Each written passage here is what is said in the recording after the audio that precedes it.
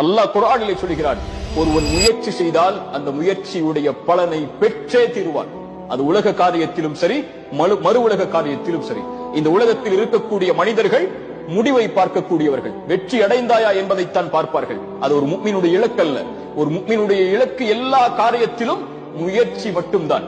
எல்லா காரியத்திலும் முழு மூச்சோடு உடலை தயார்படுத்துவதாக இருந்தாலும், உள்ளத்தை தயார்படுத்துவதாக இருந்தாலும், தன் குடும்பத்தை தயார்படுத்துவதாக இருந்தாலும், தன் செல்வத்தை தயார்படுத்துவதாக இருந்தாலும், தன்னுடைய சமூக அந்தஸ்தை உயர்த்துவதாக இருந்தாலும், ஈமானுடைய காரியங்களிலும் மறு உலக காரியங்களிலும் உலகத்தில் யார் அவர்களோடு வாழ்ந்தாலும் அதில் 10ல் 1 அவன் ஒருபோதும் வாழ்ந்து மடிய மாட்டான். உலக வாழ்வில் இருந்து அவன் கண்ணை மூடும் போது எல்லோர்களை விடவும் அல்லாஹ்விடத்தில் நான் மேன்மையானவனாக, இறை நம்பிக்கை கொண்ட பலமான உறுதியோடு வாழக்கூடிய, அல்லாஹுடைய கதரை உள்ளத்தாலும் உடலாலும் மனதாலும் ஏற்று வாழக்கூடிய இறை நம்பிக்கையாளனாகத்தான் அவன் வாழ்ந்து மறைவான்.